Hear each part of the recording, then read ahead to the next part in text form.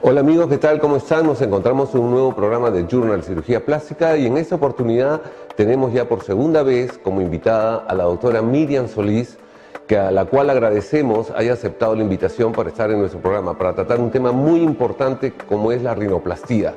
Y ya veremos que no solamente la parte estética, sino la parte reconstructiva. Así que para no perder tiempo, hacemos una corta y breve incisión y retornamos con el programa. Holmes Private, la infidelidad y la mentira estarán ahora en su escritorio. Bien amigos, nuevamente en el programa y aquí con la doctora Miriam Solís. Miriam, tu saludo y un agradecimiento por haber aceptado mi invitación. Un saludo al público del Journal.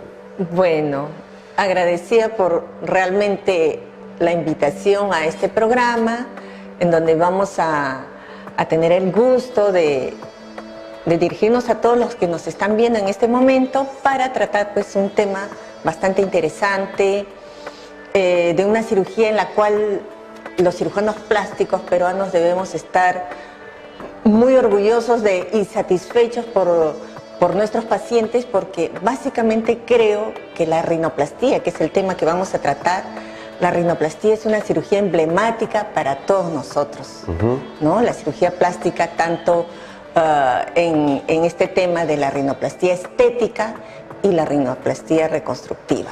Ese es un tema muy importante, amigos, que vamos a tocar con la doctora, de la A a la Z, para que salgan de dudas y aprendan un poquito más de rinoplastía, ¿no? Que uno habla de la rinoplastía como algo aparentemente simple, pero la nariz va en el rostro y tiene que ser muy bien hecha, porque si no puede ocasionar una serie de consecuencias en el paciente, ¿no?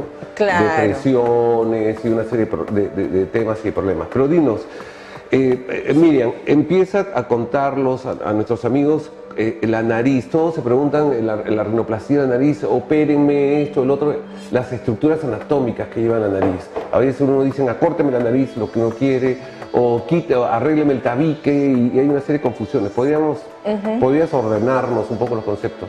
Claro. Como decías, ¿no?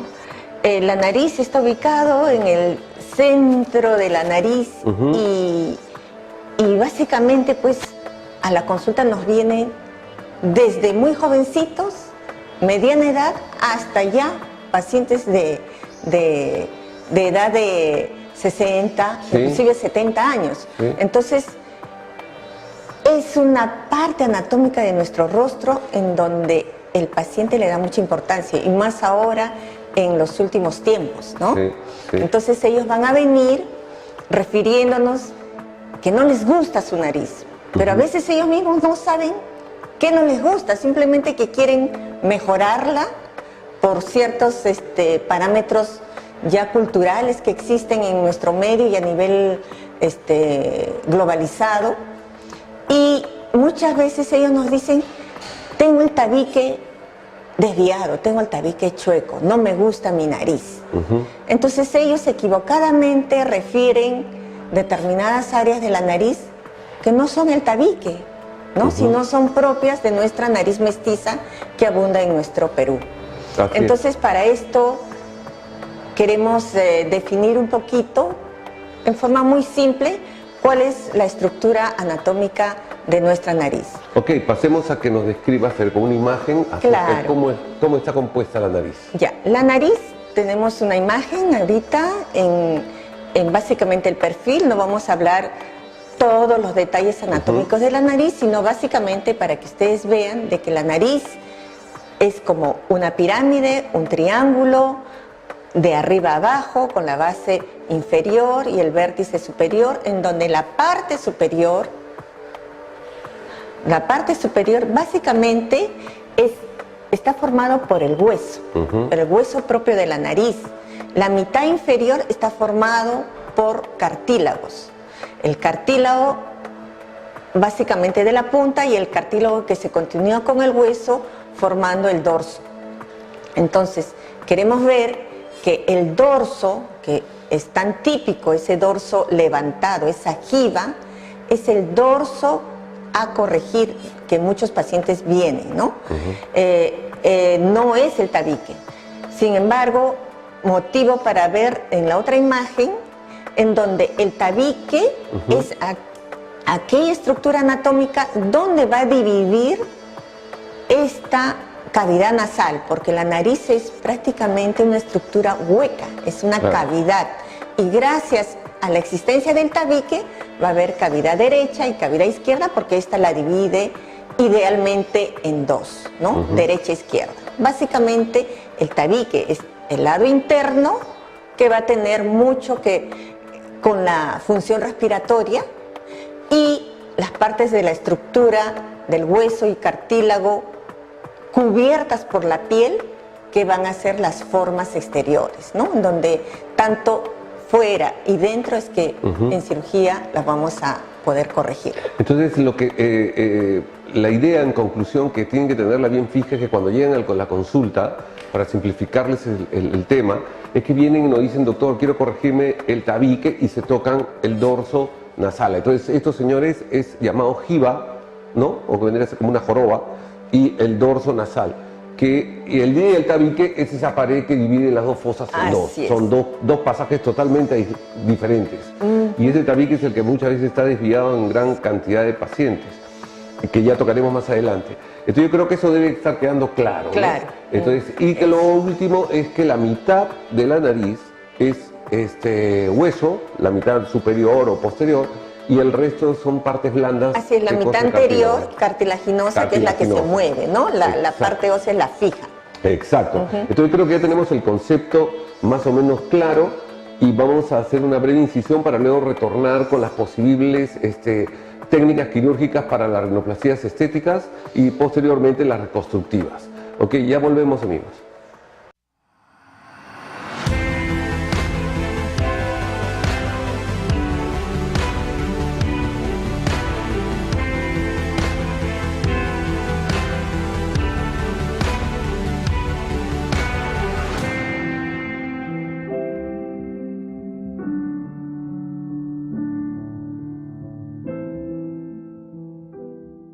Bien, amigos, y de vuelta al programa con la doctora Miriam Solís.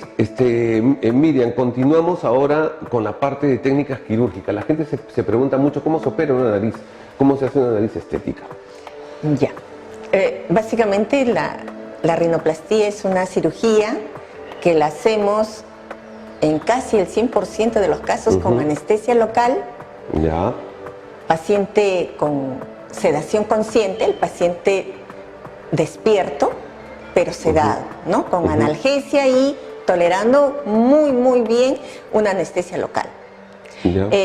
Es una cirugía en la cual dijimos vamos a tratar el hueso en la jiba, la vamos a bajar al nivel donde estéticamente va a corresponder a la armonía del rostro que trae la paciente, ¿ya?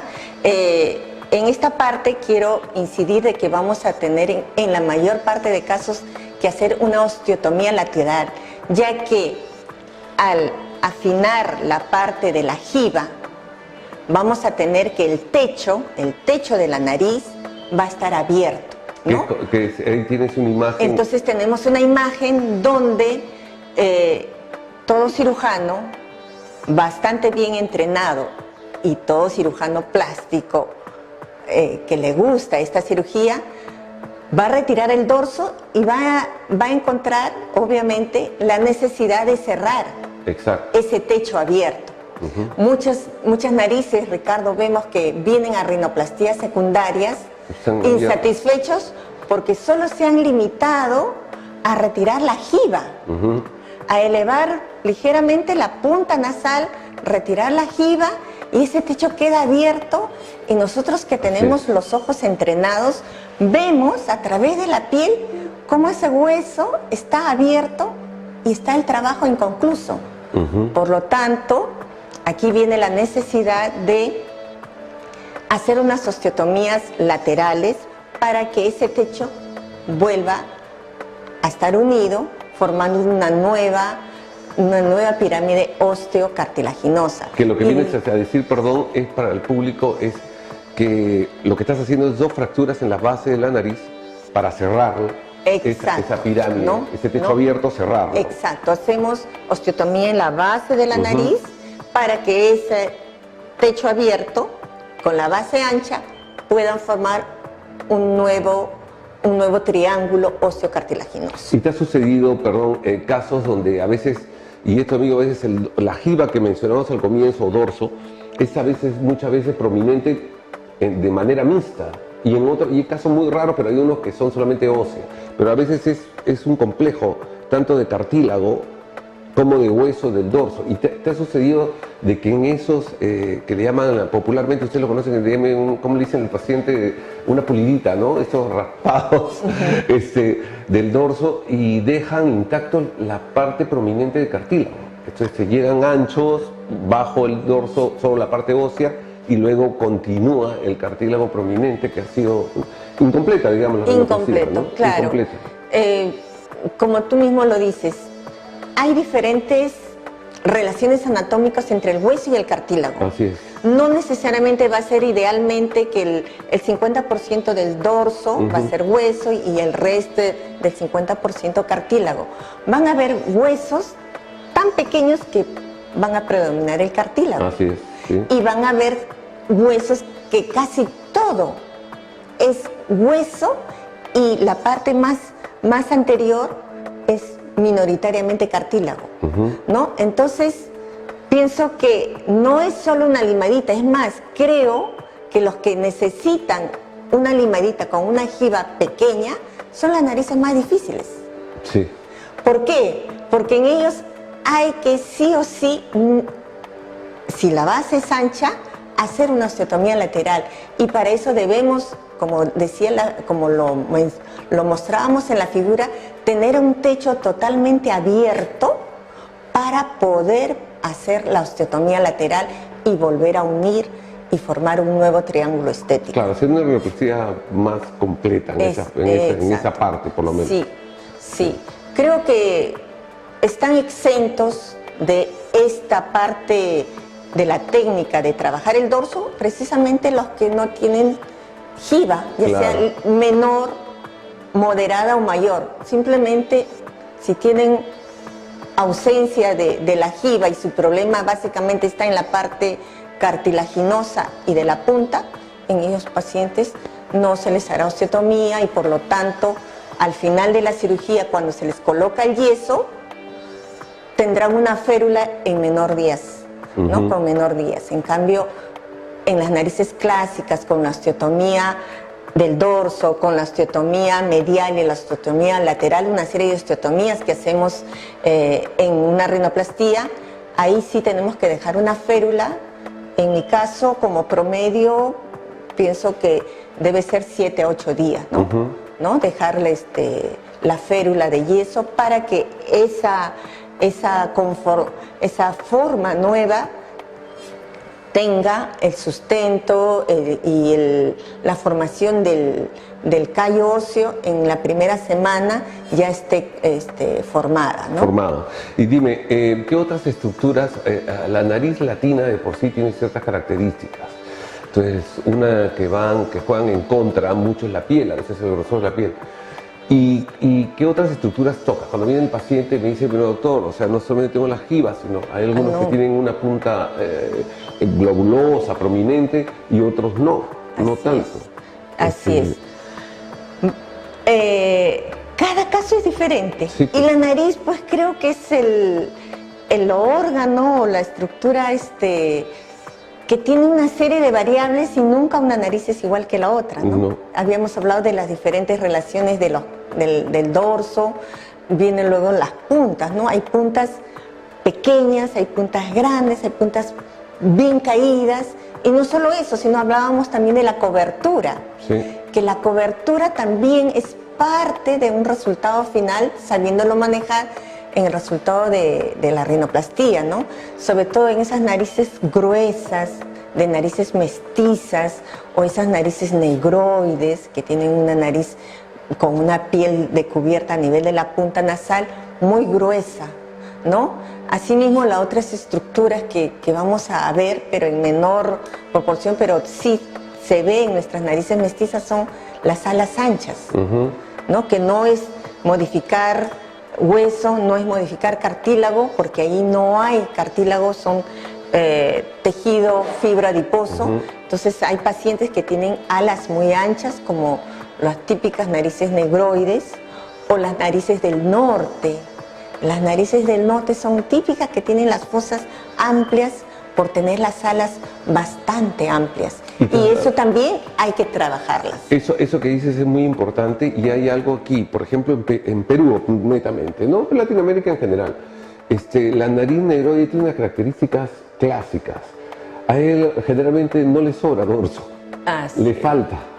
Le falta dorso y punta ancha y las fosas nasales anchas. Entonces el trabajo con ese tipo de nariz es totalmente diferente. Es diferente. A veces necesita colocarle un dorso, ¿no? Es totalmente aparte. Es diferente, porque como tienen la nariz chata, poco prominente y base amplia, como tú bien dices, hay que aumentar, no hay que quitar. Hay que aumentar y hay que proyectar la punta, y al proyectar la punta el dorso se va a hacer más chato.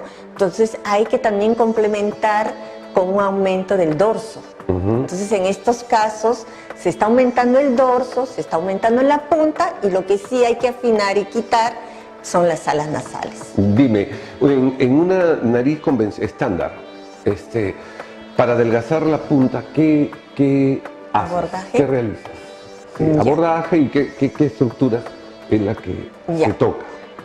Básicamente vamos a ver en los pacientes estándares con la jiba clásica, con la punta caída clásica. Vamos, como dijimos, tratar la jiba, la osteotomía, y para la punta el manejo de la punta es muy importante, porque esa punta no debe caer con el tiempo. Debemos irnos a moldear, si se quiere, los cartílagos alares. Moldeamos los cartílagos alares, afinamos, le ponemos, si fuera necesario, en la mayor parte de los casos lo es, postes de cartílago, injertos de cartílago a manera de poste entre las dos cartílagos de la columela. Es la parte, perdón, que para que no nos perdamos, que la columela es esta parte central que le llamamos columela, ¿no? Colocar un poste. Exacto, colocamos un poste entre los dos cartílagos de la columela, lo colocamos, le damos puntos con sutura de nylon, o sea, de sutura no reabsorbible, y logramos afinar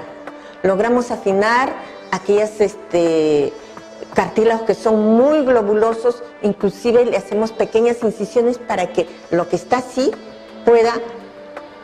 ancho pueda cambiar y con el poste central ser una punta cartilaginosa fina, ¿no? La cual se va a observar todo el detalle que hemos hecho con la piel recubierta de una piel. Estamos hablando de una piel estándar, ¿no? No una piel gruesa. Claro. Porque en las pieles gruesas el manejo de la punta requiere algunas pequeñas variantes, ¿no?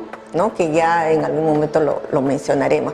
Pero hablando de un estándar, como en la figura, podemos ver, por ejemplo, una paciente que ha venido con una nariz estándar, la jiba, punta caída, ¿no? La piel, vemos que la piel es moderada, no es ni muy delgada ni muy gruesa, y su resultado al término de la operación vemos que se ha trabajado y se ha conseguido un bonito perfil, se ha levantado la punta, miren cómo se ha afinado la punta, y hay toda una armonía inmediatamente en el posoperatorio. Y como la ven, la paciente está despierta, ¿no? No tiene ningún dolor, básicamente con anestesia local. Y dime una cosita, aparte ya le explicaste a los pacientes que el 7-8 días del yesito por las osteotomías, o que viene a ser pues fracturar el huesito, ¿no? Y colocarlo y cerrarlo. Pero pasado esos 7-8 días, ¿utilizas alguna cintas, algo, o ya quedan de alta? No. Definitivamente el alta no se da sacado el yeso, y eso se les dice a los pacientes. Por el hecho que se ha quitado el yeso no significa que ya la nariz está. No, todavía hay edema. Hay un edema bastante considerable, y el edema también va a ser mayor en aquellas narices globulosas, aquellas narices con piel gruesa, ¿no? O en aquellas narices que se ha trabajado bastante, que se ha hecho un mayor trabajo, va a haber más edema. Sacado el yeso, en la mayoría de los casos le ponemos TEI, micropor, por una semana más o tal vez 5 a 7 días más para que ayude a aminorar el edema. Y los controles obviamente van a ser sacado el yeso a la semana, luego al mes, a los 2 meses, a los 6 meses y al año, que es lo ideal. Porque todo resultado, ya como cualquier cirugía, lo vamos a ver en 6 meses a 1 año. Y mira que eso que estás tocando es importante para que ustedes tengan un poco de paciencia. Antes nos pegábamos mucho la letra de los 6 meses, pero últimamente se oye mucho el año. Y eso de hace unos años atrás, inclusive me acuerdo con cirujanos colombianos con los que tuve oportunidad de operar, ellos esperaban resultados de casi todas las cirugías al año. Y sus pacientes son conscientes de eso y no están tan estresados como a veces sucede aquí, que se ponen ansiosos por ver los resultados en 15 días. Y a veces no es así, pues lamentablemente, ¿no? 6 meses, 1 año, es lo que ya se está hablando ahora. Así es. Dime, vamos a hacer una pequeña incisión y vamos a volver para que vean no solamente ya el aspecto estético, sino otras vías de abordaje que se requieren en casos especiales, ¿no? Así que ya volvemos, amigos. Holmes Private, la infidelidad y la mentira estarán ahora en su escritorio. Bien, amigos, de vuelta en el programa y ahora con la doctora Miriam Solís, que ya hemos tocado la parte estética. Miriam, vas a explicarnos la parte ya reconstructiva de una nariz, ¿no? Sea por accidente o sea por una, de repente, mala operación que ha sufrido el paciente. Explícanos y a todos los televidentes qué vía de abordaje usas, qué haces en esos casos. Sí, la nariz también va a tener problemas en su forma, no solo por motivos genéticos, ¿no? La nariz está tan expuesta ante una caída, recibir un golpe, que va a haber deformidades postraumáticas, ¿no? Esa pirámide que hablábamos se va a ir para un lado, se va a quebrar el hueso, se va a fracturar y va a provocar una laterorrhimia, ¿no? Esa pirámide se va a ir a un lado y no solo lo de afuera, dijimos que el tabique interior también se va a alterar. Entonces de ahí vienen las desviaciones de los tabiques postraumáticos, ¿no? Que son muy frecuentes. Sí, no necesariamente el paciente a veces recuerda que tuvo un golpe y viene solo por la parte estética y vemos que adentro está, y ellos se acostumbraron a respirar inclusive más por un lado que por el otro y no les incomoda, más les incomoda la forma. O con rinitis, vienen con rinitis alérgicas. O con rinitis alérgicas, donde ya los cornetes están grandes y más un tabique desviado, no pasa aumenta la dificultad respiratoria. Entonces esos casos donde hay desviación de tabique moderado a severo, donde hay laterorrhimia, donde hay fractura o donde hay hundimiento del hueso nasal, como aquellas narices de boxeador, ¿no? O aquellas narices que han sido operadas 2, 3 veces, buscando, aparentemente los pacientes buscaban por insatisfacciones quirúrgicas, postquirúrgicas, buscaban y ya vienen con 3, 4 cirugías previas. Entonces son esos casos ya complejos, como tú dices, en donde no basta hacer un abordaje quirúrgico a través de las fosas nasales o a través del orificio nasal, sino ya nos vemos en la necesidad de hacer una rinoplastía abierta.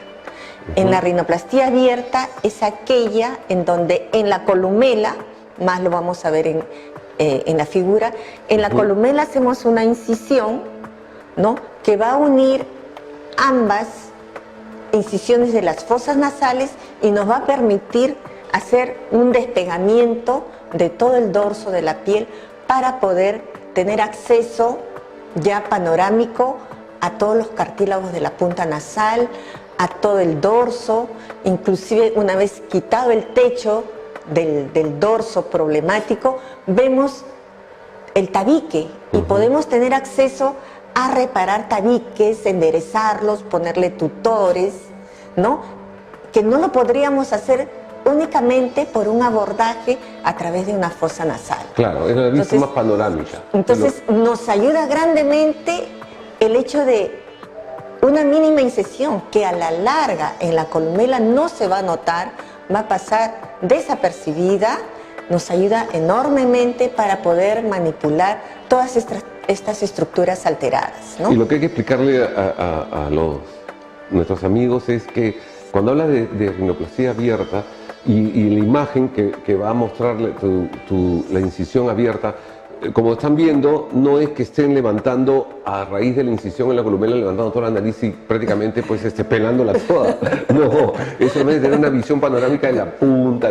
Claro, de las zonas a trabajar, no punta, pero sí te da un acceso, si quisieras colocar un injerto de dorso, bueno, le está levantado y ¡poc! Lo puedes colocar. Claro, ahí para trabajar, sacar el exceso del dorso o trabajar con más precisión también aquellos dorsos que vamos a complementar con nuestros injertos o con nuestras prótesis, ¿no?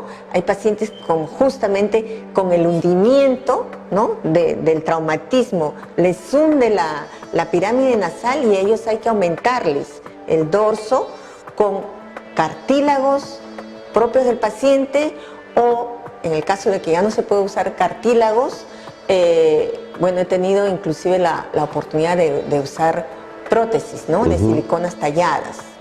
Así es. Y eso, a ver, toquemos ese punto que es importante, porque si viene una paciente, sea por accidente o sea porque ya tiene 2, 3 rinoplastías, y tú entras al tabique y ves que ya los cartílagos del tabique fueron tocados, te quedan solo pequeños restos, ¿cuál es tu banco de cartílagos? Los pacientes pueden pensar, ¿de dónde me van a sacar cartílagos?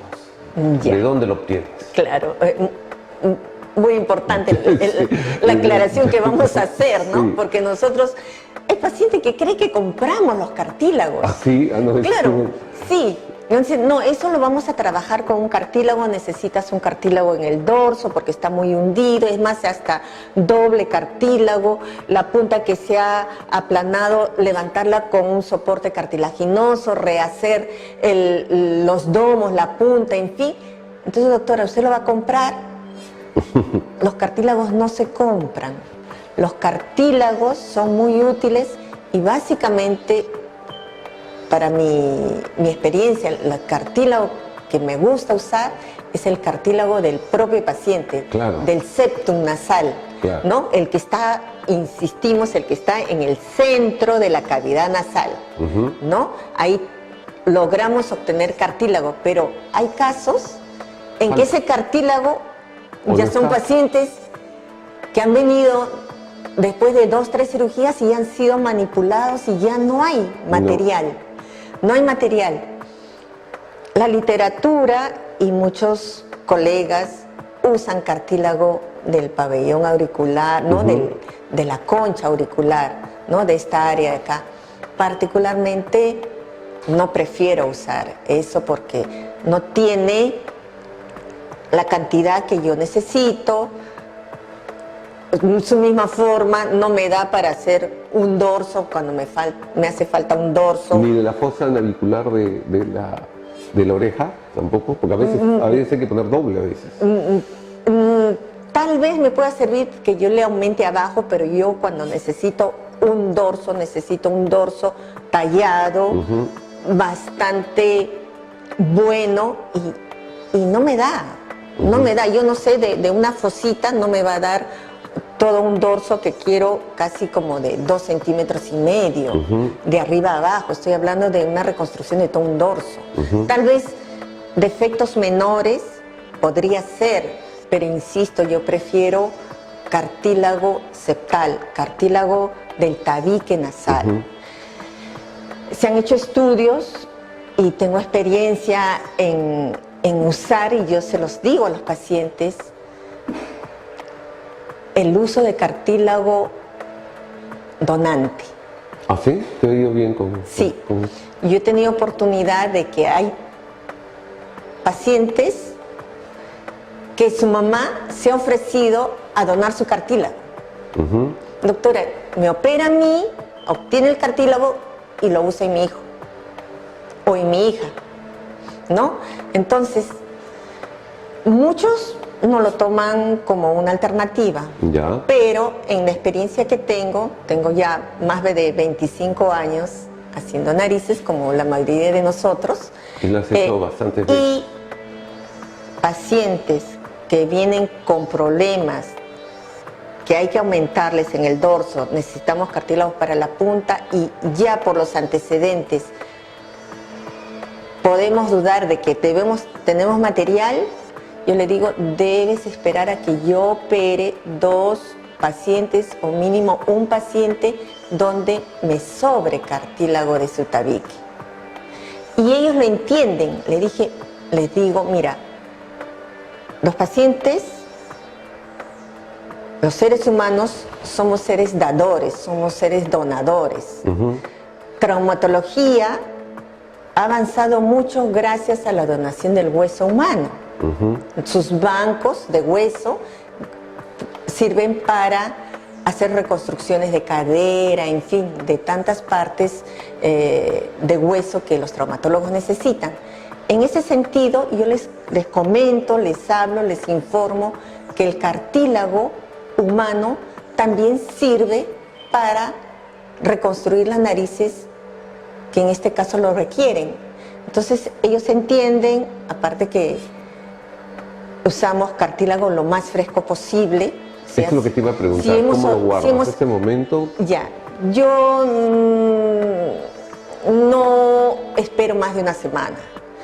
El paciente que necesita cartílago,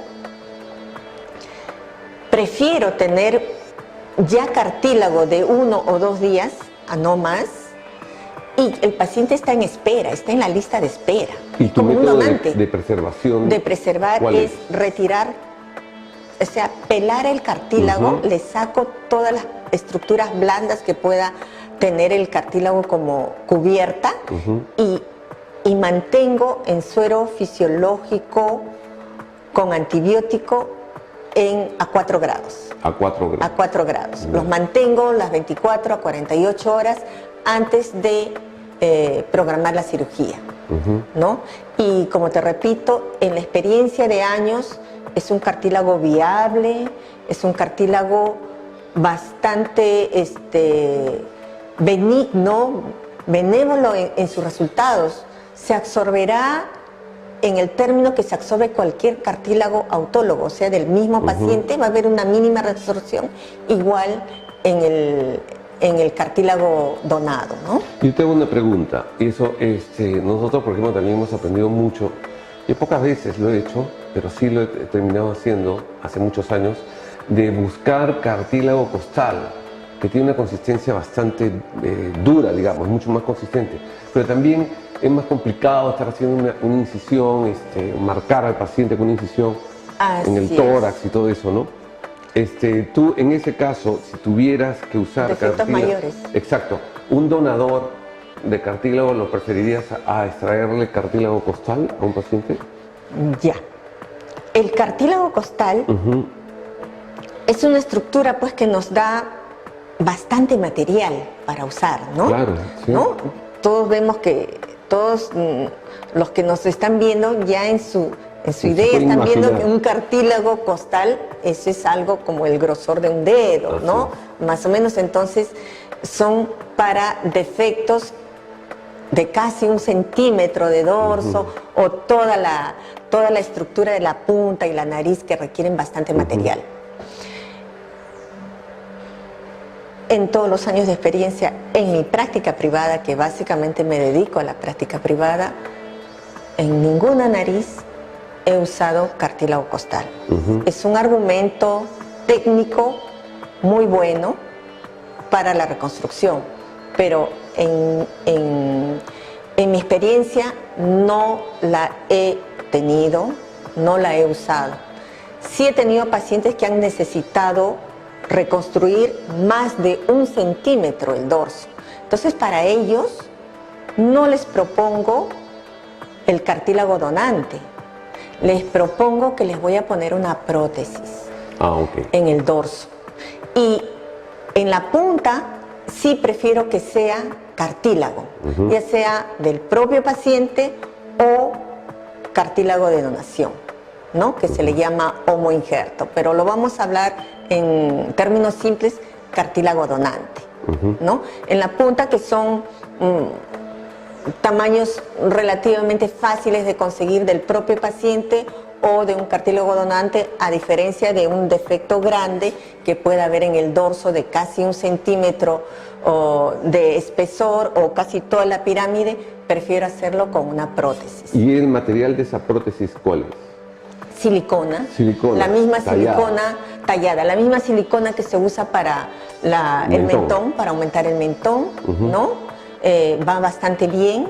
¿No has tenido ningún problema? No, nada. Felizmente hasta ahorita es uno de los materiales donde nuestro organismo va a aceptarlo bastante bien, ¿no? Sabemos que hay las prótesis de silicona en las mamas, para el mentón, para las áreas malares, y para la nariz, siendo el material relativamente blando, y como toda prótesis debe ser tratada con la mayor asepsia posible, con la menor contaminación. Para esto yo las fosas las higienizo bien, las tengo con gasitas embebidas en isodine, ¿no? Y trato de que no haya un cierre perfecto, que no haya comunicación de la cubierta interna, de la mucosa, que no esté, que no haya contacto, que la prótesis quede entre la piel y la cubierta interna que tiene la cavidad nasal, de tal forma de que así tengo la certeza de que no va a haber contaminación y probable infección, que es lo peor que puede pasar, ¿no? En cualquier prótesis de nuestro cuerpo. Le haces un espacio especial. Le hacemos un espacio en donde cuando lo cerremos vamos a tener la certeza de que no va a haber un espacio de libre continuidad con la cavidad nasal, que sabemos que es contaminada, ¿no? Sí, pues. De hecho, sabemos que es una de las más contaminadas. Vamos a hacer una breve incisión y volvemos con este interesante programa. Ya volvemos.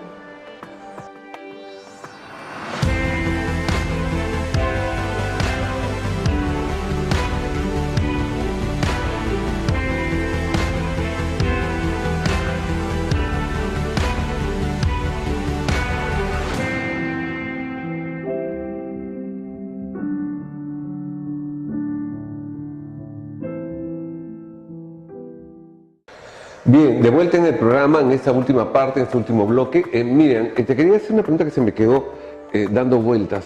¿Qué sucede? ¿Qué alternativa usas cuando te viene algún paciente con un pequeño defecto, alguna pequeña depresiones? ¿Siempre piensas en el injerto de cartílago, en utilizar ácidos hialurónicos, alguna sustancia, algo de especial? Claro.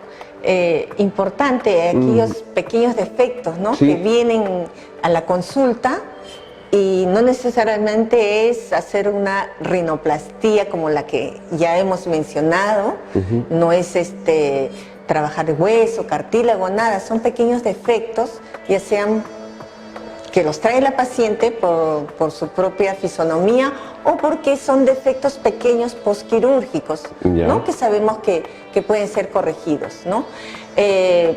No soy partidaria, como ya en nuestra primera invitación que tuve contigo, no soy partidaria del ácido hialurónico. Respeto, sé que hay ácidos hialurónicos de muy buena calidad, ¿no? No los uso, yo uso el injerto de grasa. De grasa. ¿Ya? Sobre todo al inicio, ¿no? Con esos pacientes que venían post-operados de nariz ya 2, 3 veces y ofrecerles una tercera cirugía cuando se les está notando, y sobre todo he notado mucho, por eso que no soy partidaria de los injertos del cartílago de la oreja, porque vienen con superficies que se les nota a través de la piel, se nota como un parche, sombras del injerto que el cirujano utilizó para poder cubrir un defecto, ¿no? Que que está bien, pero que a veces por las pieles delgadas se nota más. Entonces he tenido pacientes en donde les he puesto 2 o 3 o hasta 4 veces el injerto de grasa y han ido mejorando gradualmente esas irregularidades que se les ve a través de la piel. ¿Y cada cuánto tiempo le colocaba? Cada 6 meses. Cada 6 meses un Pacientes poquito que, con la primera paciente que empecé hace como 20 años, dije, ya son 2 veces que te han operado y sacar ese cartílago irregular, yo prefiero que te voy a poner. Y ella que prácticamente, tú sabes que la nariz les mella mucho la autoestima, que no salió casi un año de su casa, que no quieren estudiar, se les propuso eso y a través de los años, perfecto. Muy bien. Cada 6 meses su colocación de injerto de grasa. O como lo que decías, para pequeños defectos, un pequeño injerto de grasa. Exacto. Ahora, hay unas fotos que vamos a ver, amigos, de narices claro. que consideras naturales. ¿Nos puedes explicar algo de eso de antes? Vamos a ver a manera de una síntesis de lo que estábamos hablando de la rinoplastía abierta, ¿no? Vamos a ver un caso, por ejemplo, de este joven. Es una nariz mestiza, bastante prominente, esta piel sí es gruesa, pero el problema de este paciente, vemos que cuando lo diseñamos, solo lo vemos el perfil, pero él tenía el tabique desviado, tenía laterorrinea y tenía una nariz mestiza con una base ósea bastante ancha, una punta nasal poco prominente, como ven en el perfil, y todas esas condiciones previas al análisis preoperatorio hacen de que elijamos una rinoplastía abierta. Entonces vemos ahí en la foto de perfil cómo hay una pequeña incisión por la cual, en la base de la columela, por la cual hemos abordado y hemos trabajado ya la jiba ósea. Tremenda jiba ósea por fosas pequeñitas no se iba a poder retirar. Y luego ese abordaje también nos da el chance de poder obtener toda una exposición de la punta nasal y poder proyectar la punta y afinar la punta, ¿no? Vemos en la siguiente foto el abordaje, toda la estructura que se armó para la nueva punta y ya como la incisión en la columela es una línea que en el futuro se hace imperceptible, así que a los que nos están viendo, que no teman cuando su cirujano les dice que van a tener una rinoplastía abierta, ¿no? Sí, porque es cuestión de estilos y muy discutible, ¿ah? Sí. Hay cirujanos que no la usan, otros sí la usan, pero en fin, o sea, siempre es un arte, hay alternativas. Exacto, pero para este tipo de casos, bastante difícil, en mi criterio, imposible de poder hacerla sin una rinoplastía abierta, ¿no? Tabique desviado, una jiba muy prominente a través de fosas pequeñitas, una punta muy, casi inexistente, y si vemos la foto, ahí se duplicó el tamaño de la columela, de la proyección de la punta. En fin, y por último, cuando hablamos del uso de prótesis, vemos como pacientes con gran defecto por un traumatismo nasal bastante fuerte, que básicamente se le ha reconstruido la punta, no hay dorso, no hay nada de dorso, no nos queda más que una rinoplastía abierta para reparar punta y la colocación bastante cómoda de una prótesis. Vemos a la paciente en el perfil, 6 meses después, el perfil en el cual la prótesis se ha integrado bastante a la nueva forma nasal. Y por último, ¿no? Los detalles de la rinoplastía, ¿no? Tener en cuenta que la nariz, que muchos la vemos de perfil, gran parte de nuestro perfil está dado por el mentón. Exacto. Tener en cuenta detalles del mentón y del tercio medio de la cara, ¿no? Para que los pacientes se vayan contentos, que su cirujano los evalúe en forma integral y, como todos sabemos, comunicarles que en el rostro tenemos 4 prominencias básicas, no solo la nariz, el mentón y el área malar, las dos áreas malares. Entonces esas 4 prominencias faciales deben tener una armonía estética, una armonía que en el rostro la favorezca, ¿no? Que no solo operando la nariz ya hemos conseguido que el paciente muchas veces no ve los defectos que acompañan a esa evaluación que nosotros sí la vemos. Generalmente no, todo va por la nariz. Pero hay algo importante que estás dando, es una esperanza a todos aquellos pacientes. De repente hay una paciente que por ahí está deprimida, llorando, porque, qué sé yo, tuvo una rinoplastia que no fue tan exitosa. Y en conclusión nos estás diciendo de que en realidad es reoperable, es rescatable, puede ser reparada. Se requiere mucha experiencia. Los años de la experiencia. Ahí viene el tema de que ya entramos, sí, de que el cirujano plástico es a su vez no solo estético, sino reconstructivo. Exacto. La cirugía plástica se considera todo un arte en poder moldear a través de las técnicas quirúrgicas la parte estética y la parte funcional y la parte reconstructiva cuando el paciente ha sufrido traumatismo o traumatismos postquirúrgicos por cirugías en manos no entrenadas, en manos de intrusistas, hay que decirlo, ¿no? Médicos que creen que es limar o mutilar la nariz, que la levantan y mutilan los cartílagos. Hay pacientes que vienen completamente mutilados y hay que reconstruirles esa punta, ¿no? Entonces, todos vamos a tener una curva de experiencia en la cual ya tenemos manejo de un arsenal. Obviamente, te diré que en el 100% de pacientes que han venido por narices difíciles, no de narices estándares, puedo ofrecerles un resultado bastante satisfactorio hasta en un 90%. Hay un 10% en que yo les digo que no los voy a poder ofrecer más nada. Y bueno, pacientes donde la cubierta, básicamente que ellos entiendan de que la cubierta de la piel se daña tanto con tantas cirugías que esa piel ya no da para una nueva cirugía, ni la piel ni la mucosa interna. Ya no da. Podemos tener material de la estructura, podemos reponer la estructura ósea, hacer una nueva punta, pero ¿cómo la cubres? ¿Cómo conseguimos que esa mucosa que está tan retraída por 2, 3 cicatrizaciones pueda ceder y pueda dar espacio a un nuevo esqueleto? Ya no da.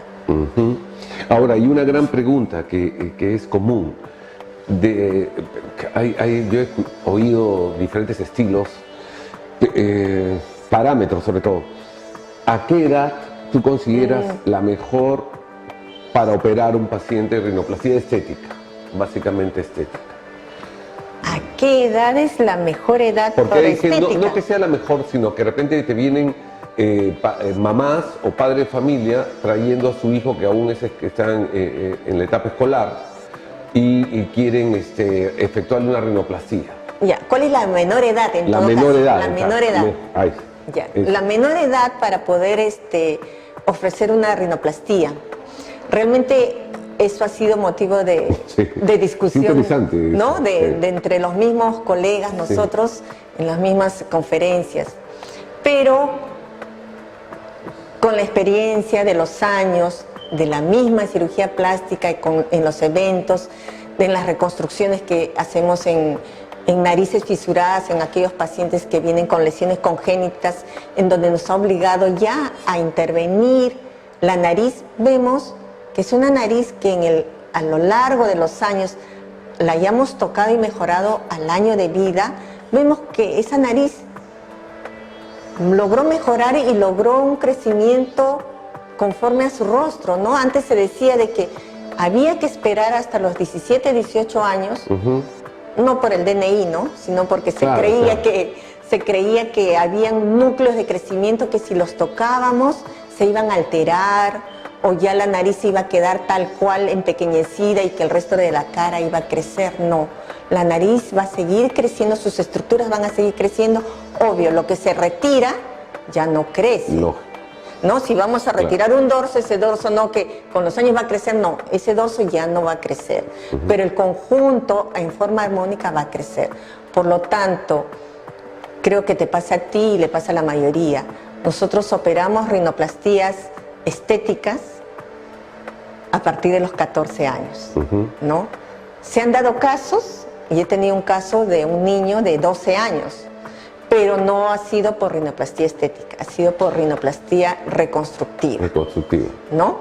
Pero por estética, a partir de los 14, porque hay esta presión social de los 15 años, ¿no? Hacer sus eventos con filmación, con fotos, y ellos, las niñas, están ilusionadas con este evento del quinceañero, que obviamente no les gusta su nariz y no les va a gustar perennizar esa nariz en ese evento, y sí hacemos rinoplastías a partir de los 14 años. Qué bien, así que ya saben, amigos, que tienen esperanza de no estar con este famoso bullying, porque la verdad es que están en una edad muy complicada y los parámetros de belleza son los que mandan a esa edad, pues. El bonito, bonito, la bonita es bonita. El autoestima está siendo muy tenido en cuenta en la edad de la adolescencia. Sí, y es muy cruel. ¿No? Y a veces es cruel, ¿no? Aunque hay que tomarlo también con moderación, ¿no? Lógico. ¿No? Si es motivo de bullying, si vemos que sí, no, pero no podemos generalizar que todas las de las 14 ya vengan. No, ya llegar a su consultorio pues toda una promoción de 14 años. No. Dime, ¿alguna recomendación antes de terminar el programa, alguna recomendación al público, dónde acudir, qué hacer? Claro, siendo que la rinoplastía es uno de los motivos de consulta, en mi opinión, importante, sí, casi diría que el primer lugar en demanda es la rinoplastía, porque tiene un grupo etario tan grande, por nuestras narices, en fin, que abundan en nuestra casa, en nuestra familia, en nuestros vecinos, en nuestro medio, siendo que es una cirugía de alta demanda, llegan a manos inescrupulosas y llegan narices, si se quiere, ya manipuladas y más difíciles de manejar. Entonces, a todos los que nos están viendo, recomendarles que acudan al médico especialista en cirugía plástica. Es su cirujano plástico el que le va a dar el mejor resultados a las expectativas que ustedes buscan. Solo él, el que está capacitado, el que tiene la experiencia, va a poder darles el resultado satisfactorio. Nunca hay un resultado perfecto, porque no somos lápiz y papel. Tenemos diferentes estructuras, no que a mi amiga le salió así y yo quiero así, o quiero la nariz de tal artista, porque nos traen las narices de los artistas, ¿no? Entonces yo le digo, tú me traes una figura y me dices cómo quieres. Ya, ¿y para qué? Sí, traes la figura, sí, tú la traes, me dices cuál y yo te digo así, no te va a salir. Claro. Para eso me sirve. Le digo,